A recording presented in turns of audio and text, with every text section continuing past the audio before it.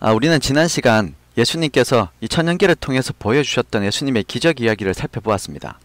그러면서 그분이 이 이적을 보여주신 목적이 믿고 생명을 얻게 하기 위함이었다라는 말씀을 우리가 공부하였습니다. 네, 오늘은 우리 지난 시간에 이어서 인간을 괴롭히는 질병들을 해결해 주시는 예수님의 이적 이야기를 한번 살펴보도록 하겠습니다. 먼저 우리 교재에 보시면 요한복음 9장 1절에서 41절까지 설명되어 있는 나면서 소경된 자를 고쳐주신 이야기가 있습니다.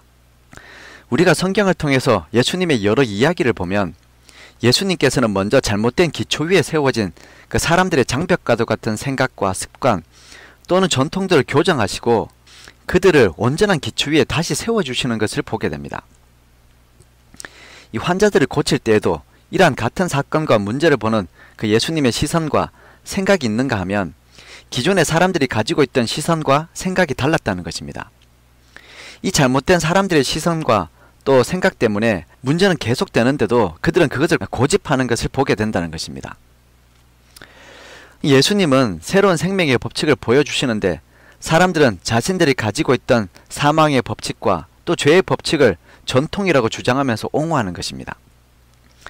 요즘도 실제적으로 우리들은 대부분 자신들이 이런 죄된 습관을 고집하고 살고 있다는 생각이 듭니다. 여러분, 사실 습관이라는 것이 무슨 일을 자연스럽게 계속하는 것을 말하는 것인데 우리는 하지 말아야 하는 것을 계속하는 습관을 가지고 있다는 것입니다.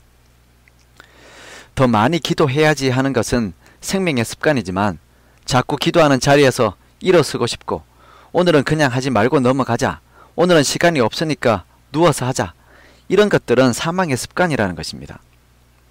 또 건강하게 생활하고 건강한 음식을 먹자고 하면서도 그래도 가끔은 맛있는 것은 먹어야지 하는 잘못된 입맛의 습관을 고수하면서 살아간다는 것이죠. 오늘 이 본문에서 소개하고 있는 나면서 소경된 자를 바라보는 사람들의 잘못된 생각도 마찬가지였습니다. 그들의 생각은 이 소경이 자기 죄든지 아니면 부모 죄 때문에 저렇게 되었다라는 생각을 가지고 있었습니다. 그래서 죄인이 고통당하는 것에 그렇게 관심을 두지 않았다는 것입니다. 다 자신의 죄값을 치르는 것이니까 불쌍하게 생각할 필요가 없다라는 생각이었습니다. 그리고 또 그들이 가지고 있던 잘못된 생각은 그렇기 때문에 오히려 죄로 인해서 죄값을 치르는 인생을 치료하기 위해서 안식일을 범하는 것은 잘못이다 라고 생각한 것입니다. 그들의 생각은 이랬을 것입니다. 만약에 능력이 있고 불쌍해서 치료할 수 있는데 그것을 굳이 안식일에 할 필요는 없다라고 생각한 것이죠. 그만큼 이 일이 가치 있는 일이 아니라고 생각했던 것입니다. 그래서 이러한 잡다한 일을 안식일에 하면 안 된다는 것이 그들의 잘못된 두 번째 생각이었습니다. 여러분, 인간은 때때로 잘못된 생각을 고수하면서 풀 수 없는 문제를 만날 때가 있습니다. 이럴 때 예수님은 어떻게 대답하셨습니까? 부모 죄도 아니고 자기 죄도 아니고 하나님이 하시는 일을 나타내기 위함이다 라고 말씀해 주신 것입니다. 이런 경우에 하나님은 이런 것을 원하신다라는 것을 말씀하시는 것과 같은 것입니다. 그러면서 그를 고쳐주십니다. 그러자 이 사람들이 미궁에 빠졌습니다. 안식일에 나면서부터 소경으로 난 자를 고치는 것이 하나님이 하시는 일이라면 그러면 하나님이 죄에 대하여 형벌을 주시지 않고 아무나 사랑하신단 말인가? 공의는 어디 있는가? 그러면 저런 사람과 죄도 짓지 않고 의롭게 사는 내가 똑같은 대우를 받는단 말인가? 라는 그런 미궁에 빠졌다는 것입니다. 그리고 그들은 이 문제를 풀기 위해서 사람들을 불러서 물어보고 또 나면서 소경되었다 나음을 입은 자를 불러서 물어봅니다. 그리고 다시 그 소경의 부모를 불러서 또 물어봅니다. 그리고 또다시 소경이 되었다 나은 자를 불러다가 또 물어보는 것입니다. 무엇이 잘못되었는지 자신들의 생각을 기준으로 답을 찾으려고 하니까 앞뒤가 맞지 않아서 풀 수가 없는 것입니다. 지금까지 자신들이 믿고 있던 것과 다른 하나님의 마음을 알게 되니까 이것을 하나님의 일이라고 인정하기가 싫었던 것입니다. 이렇게 자꾸만 쉬운 문제를 어렵게 생각하고 풀지 못하고 질문만 계속하니까 나음을 입었던 자가 이렇게 이야기를 합니다. 요한복음 9장 27절에서 34절에 있는 말씀입니다. 대답하되 내가 이미 일러서도 듣지 아니하고 어찌하여 다시 듣고자 하나이까? 당신들도 제자가 되려 하나이까? 저희가 욕하여 가로되 너는 그의 제자나 우리는 모세의 제자라. 하나님이 모세에게 말씀하신 줄 우리가 알거니와 이 사람은 어디서 왔는지 알지 못하노라. 그 사람이 대답하여 가로되 이상하다. 이 사람이 내 눈을 뜨게 하였으되 당신들이 그가 어디서 왔는지 알지 못하는도다. 하나님이 죄인을 듣지 아니하시고 경건하여 그의 뜻대로 행하는 자는 들으시는 줄 우리가 아나이다. 창세 이후로 소경으로 난 자의 눈을 뜨게 하였다 함을 듣지 못하였으니 이 사람이 하나님께로부터 오지 않았으면 아무 일도 할 수 없음이니이다. 저희가 대답하여 거로되 내가 온전히 제 가운데서 나서 우리를 가르치느냐 하고 이에 쫓아내어 보내니라 라는 말씀입니다. 이 나음을 입은 사람의 설명은 어떤 것이었습니까? 나면서부터 소경된 자가 눈을 뜬 것은 하나님의 은혜가 분명한데 이것을 안식일에 행했기 때문에 하나님의 사람이 아니라고 하는 것은 그것은 앞뒤가 맞지 않는 것이다 라는 것이죠. 이미 하나님의 은혜를 보여줬기 때문에 이것이 하나님의 은혜라는 사실을 깨달아야 한다는 것입니다. 근데 보고도 믿지 못하는 것은 자신의 생각을 고집하고 있기 때문이라는 것이죠. 그래서 이 기적을 통해서 우리에게 말씀하시는 것이 무엇입니까? 하나님이 사랑이심을 온전히 믿고 이 모퉁이 돌 위에 자신의 생각을 다시 세워야 한다는 것입니다. 주님은 이 이적을 통해서 예수님이 참으로 하나님 되심을 믿게 하셨고 또 그분이 생명 주시는 분임을 분명하게 드러내셨다는 것입니다. 그리고 이어서 마가복음 5장 25절에서 34절에 혈류증을 가진 여인의 이야기가 기록되어 있습니다. 여러분, 이 이야기는 야이로의 딸을 살린 이야기와 같이 나오는 이야기입니다. 야이로의 딸을 살리러 가시는 길에 이 혈류증을 앓던 여인이 나음을 입었기 때문입니다. 이 이야기의 시작은 회당장 중에 하나인 야이로가 예수님께 와서 무릎을 꿇으면서 시작됩니다. 무엇 때문에 이 회당장은 그 당시 종교 지도자들이 이단이라고 생각하는 선생에게 와서 무릎을 꿇은 것입니까? 지금까지 자신이 가지고 있던 소신과 믿음으로는 어떻게 해결할 수도 없는 그 죽음의 문제를 만나게 된 것입니다. 여러분, 인생이 자신의 생각으로 길을 선택하고 갈 수 있고 또 그 속에서 사람들을 가르치고 인도할 수 있습니다. 많은 유익된 소득을 얻을 수도 있습니다. 하지만 잘못된 믿음으로는 도무지 할 수 없는 일들이 있는데 바로 그것이 생명의 문제입니다. 인생에 하나님이 주신 지식과 병예와 능력으로 큰 소리치며 살 수 있지만 죽음의 문제를 해결할 수는 없다는 것입니다. 왜냐하면 우리 인생이 어차피 제로 인생이기 때문에 그렇습니다. 야이로 또한 마찬가지였습니다. 그는 당시에 종교 지도자들이 가지고 있던 최고의 지식과 믿음을 회당에서 강론하고 가르치는 사람이었습니다. 하지만 그의 지식과 믿음으로는 사랑하는 딸도 살릴 수 없다는 것을 경험하게 된 것입니다. 그리고 참 메시아라고 하는 예수님 앞에 나와서 지금 무릎을 꿇은 것입니다. 이 야이로를 보고 예수님은 그를 따라 그의 집으로 향하게 되었습니다. 그리고 이때 예수님에게 다가오고자 애쓰는 한 여인이 있었는데 바로 12년을 혈류증으로 고생하던 여인이었습니다. 여러분, 이 여인은 어떤 사람이었습니까? 이 여인은 수많은 한계에 갇혀있던 여인이었습니다. 불치병에 갇혀있었고 사람들의 멸시와 거부감, 유대인들의 생각 속에 피는 부정한 것인데 그런 부정함 속에 묻혀 사는 사람이었습니다. 그리고 그녀는 다가갈 기운도 없는 무능력에 갇혀있는 여인이었습니다. 이날도 그녀는 3번이나 예수님께 다가가려고 했지만 실패하고 포기하고 주저앉아 있었습니다. 이러한 스스로 극복할 수 없는 수많은 한계들과 또 문제들을 가진 이 여인 곁으로 다가와 주신 분은 예수님이셨습니다. 그분이 군중을 해치고 나올 수 없는 그 여인의 곁을 군중을 이끌고 지나가 주셨다는 것입니다. 그리고 이어서 마가복음 5장 28절에서 설명하고 있는 것처럼 이는 내가 그의 옷에만 손을 대어도 구원을 얻으리라 라는 믿음으로 그녀는 예수님의 옷자락을 만지고 혈류병에서 노임을 받았다는 것입니다. 그리고 그녀를 많은 사람 앞에서 불러 세우셔서 예수님께서는 그녀의 믿음을 보여주셨습니다.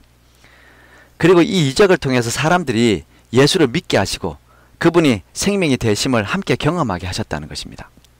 그리고 이러한 일이 있을 때 우리 35절과 36절에 보시면 아직 말씀하실 때에 회당장의 집에서 사람이 와서 가로되 당신의 딸이 죽었나이다. 어찌하여 선생을 더 괴롭게 하나이까? 예수께서 그 하는 말을 곁에서 들으시고 회당장에게 이르시되 두려워 말고 믿기만 하라 하시고 라는 말씀이 이어져 나오는 것입니다. 여러분, 이때 야이로의 마음은 어땠을까요? 마지막에 생명의 줄을 붙잡고 급하게 집으로 가는데 사람들은 몰려들어서 힘들고 또 예수님은 가는 길에 한 버려진 여인의 혈류병까지 치료해 주십니다. 이 모든 이적을 보면서 그는 여전히 믿음을 가지지 못했습니다. 그녀가 생명을 경험할 때 자신의 생명은 말라버리는 것처럼 느꼈을 것입니다. 그리고 아니나 다를까 우려했던 일이 벌어졌는데 사람들이 놀라고 그 여인이 기뻐할 때 자신의 집에서 사람이 와서 자신의 딸이 방금 죽었다라고 전하는 것입니다. 여러분, 이 말을 회당장이 듣고 그 자리에서 하늘이 무너지는 듯한 실망감을 가집니다. 성경을 보시면 아무 말 하지 못하고 있는 회당장에게 그 말을 옆에서 들으신 예수님께서 위로하시면서 먼저 말씀을 하십니다. 두려워 말라, 믿기만 하라. 예수님께서는 그의 표정에서, 그의 모습에서 두려워하고 있고 여전히 믿지 못하고 실망과 추측이 있다는 것을 보신 것이죠.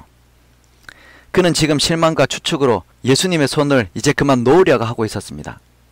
그때 예수님께서 야이로에게 하신 말씀을 보면 두려워 말라, 믿기만 하라, 울지 말라, 죽은 것이 아니다, 딸이 구원을 얻으리라 라는 생명과 위로의 말씀들을 연속해서 그에게 주고 계십니다.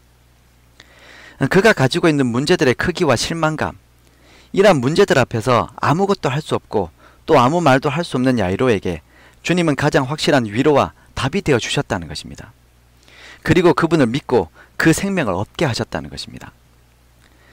여러분, 오늘도 예수님은 여전히 우리에게 두려워 말라, 믿기만 하라, 울지 말라, 구원을 얻으리라, 이런 생명과 위로의 말을 우리에게 주고 계십니다.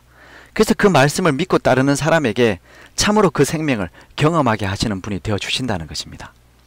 이것이 우리가 이 기적을 통해서 보게 되는 희망입니다. 그리고 이어서 마가복음 1장 40절에서 45절에 보시면 문둥병자 이야기가 기록되어 있습니다. 여러분, 이 당시 가장 무서운 질병 중에 하나가 바로 이 문둥병이었습니다. 여러분, 이 질병이 무서운 것은 사람이 가지고 있던 치료에 대한 소망까지 빼앗아가는 것이기 때문에 그렇습니다. 흔히 우리가 이야기하는 불치병이라는 것이 무서운 것은 나음에 대한 희망이 없는 것이죠. 여러분, 사람이 희망 없이 살면 얼마나 비참해지겠습니까? 문둥병은 죄의 결과로 여겨졌고 이 질병은 죄의 속성을 꼭 닮은 질병이었습니다. 그래서 사람들은 그를 멀리하고 스스로도 자신을 멀리하고 싶게 하는 질병이 바로 이 문둥병이었다는 것입니다. 마치 우리들이 죄를 가지고 있으면 사람들이 우리를 격리시키고 멀리하고 또 스스로도 그런 자신이 용서가 되지 않고 멀리하는 것과 같은 것입니다. 그런 특성을 나타내는 질병이 바로 이 문둥병이라는 것입니다. 그런데 여러분, 예수님께서 이 문둥병자를 깨끗하게 하셨다는 말씀은 충격적인 것이었습니다. 여러분, 나도 나를 용서하지 못하는데 그 잊을 수 없는 두려움을 주님께서 깨끗하게 해주셨다는 것은 그분 밖에서는 도무지 찾을 수 없는 생명의 길이고 감격이라는 것이죠. 이 시대의 소망이라는 책 242페이지에는 이렇게 설명하고 있습니다. 문둥병자를 그 무서운 질병에서 깨끗하게 하신 그리스도의 사업은 영혼을 죄에서 깨끗하게 하시는 그의 사업에 대한 예증이다 라는 것입니다. 여러분, 우리 죄가 주홍같이 붉을지라도 눈과 같이 희게 될 수 있는 변화가 예수님 안에 있다는 것을 보여주는 기적이 바로 이 문둥병자를 지켜주는 기적입니다. 이런 변화를 저는 사모하고 삽니다. 오늘 저와 함께 공부하고 있는 모든 분들도 이런 변화를 믿고 사모하는 삶을 살 수 있게 되기를 바랍니다. 예수님께서 공생애 하시면서 보여주셨던 그 놀라운 이적이 바로 우리에게 이런 희망을 주는 것이 되었다는 것이죠. 이 교훈 때문에 예수님께서 이 이적을 행하셨다는 것입니다. 그리고 이어서 예수님께서는 회당에 들어온 귀신과 그라사 지방의 무덤 사이에 귀신 들린 사람을 고쳐주시는 이야기가 있습니다. 특별히 그라사 지방의 이야기는 지난 시간에 우리가 살펴본 풍랑을 잠잠케 하신 이후에 건너편 땅에 도착했을 때 있었던 이야기입니다. 우리가 아는 것처럼 인생의 풍랑이 호수나 바다에만 있는 것이 아닙니다. 지금 이 거라사 지방에 귀신 들린 사람은 인생에서 풍랑을 만난 사람이었습니다. 스스로의 강구조차 할 수 없는 영혼이었다라고 그렇게 설명하고 있습니다. 그는 나음에 대한 바람은 있지만 이룰 수 있는 능력이 없는 연약한 영혼이었습니다. 이런 마음의 기도 소리를 예수님께서 들어주셨다는 것입니다. 실제로 우리가 이 성경의 말씀을 읽어보면 그라사 지방에서 예수님께서 하셨던 일은 무덤 사이에서 귀신에 눌려 살던 사람을 고쳐주시는 일뿐이었습니다. 이러한 주님을 마을 사람들은 자신의 현실적인 손실 때문에 거절했기 때문에 예수님께서는 이 거라사 지방에서 이 일만 하시고 또다시 다른 지역으로 가시게 되었습니다. 아무도 관심 두지 않던 그 짓눌린 마음의 소리를 예수님께서 듣고 이곳에 오셨다는 것이죠. 오늘 우리들의 남모를 기도도 주님은 듣고 계십니다. 우리의 입술의 간구가 아니라 마음의 필요의 기도를, 또 의지하고 굴복하는 기도를 예수님은 늘 듣고 계신다는 것입니다. 여러분, 이러한 믿음이 우리들의 믿음이 되기를 바랍니다. 풍랑이는 바다 속에서도 나를 구원하소서라는 소리를 들으셨던 예수님께서 이 바다 건너편의 무덤 사이에서 귀신에 눌려 자신의 필요를 간구조차 할 수 없는 연약한 인생의 마음의 기도를 예수님은 들어주셨다는 것입니다. 오늘도 여러분, 우리 주변에 수많은 소음들이 있고 또 우리의 연약한 처지를 더욱 비참하게 만드는 수많은 어둠들이 있지만 그 속에서도 우리가 드리는 진실한 간구를 하나님께서 다 듣고 계신다는 것입니다. 오늘 이런 믿음이 여러분과 저의 믿음이 되기를 다시 한번 주님의 이름으로 축원합니다. 그리고 이어서 예수님께서는 죽은 자들도 살려주셨습니다. 그분은 야이로의 죽은 딸과 나인성의 과부의 죽은 아들과 또 사랑스러운 친구였던 죽은 나사로를 살려주시는 이야기가 성경에 기록되어 있습니다. 여러분, 우리가 살고 있는 세상에는 같은 시간에 웃는 사람도 있고 우는 사람도 있습니다. 이렇게 다양한 경우를 당하는 사람들이 함께 살고 있다는 것입니다. 이 나인성 과부의 이야기를 읽어보면 여러분, 이 나인이란 성의 뜻이 아름답다, 행복하다 라는 뜻을 가지고 있는 성입니다. 근데 이 성에서 행복한 사람들도 있고 이 성을 등지고 죽음에 눌려 성 밖으로 나오는 사람도 있었다는 것입니다.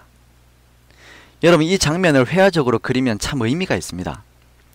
이 누가복음 7장 11절부터 이야기가 나오는데 한 무리는 죽은 과부의 아들과 함께 행복하고 아름다운 성 나인성을 뒤로하고 나오고 있었고 또 한 무리는 예수님과 함께 행복하고 아름다운 성을 향해서 올라가고 있었습니다. 이 두 부류의 무리가 나인성 밖에서 만나게 된 것입니다. 여러분, 우리는 어느 부류에 속한 사람들입니까?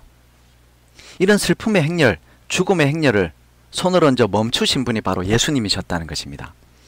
그리고 이어서 달리다굼 일어나라 라고 말씀해 주셔서 이 죽은 과부의 아들을 살려주신 것이 바로 나인성 과부의 이야기입니다. 그리고는 다시 주님과 함께 행복하고 아름다운 성 나인성으로 함께 돌아가게 된 것입니다. 여러분, 이것이 우리 인생에서 주를 만난 사람들의 변화라는 것입니다. 우리는 인생 속에서 때때로 아름답고 행복한 시간들을 뒤로하고 정말 죽음을 향해서 걸어갈 때가 있습니다. 가기 싫은 길을 걸어가야 할 때가 있습니다. 그때 우리의 이 발걸음을 누가 멈출 수 있겠습니까? 오늘 우리 주님께서 우리 인생에 다가오셔서 그런 우리의 발걸음을 멈춰주신다는 것입니다. 우리 인생에 손을 얹어주신다는 것입니다.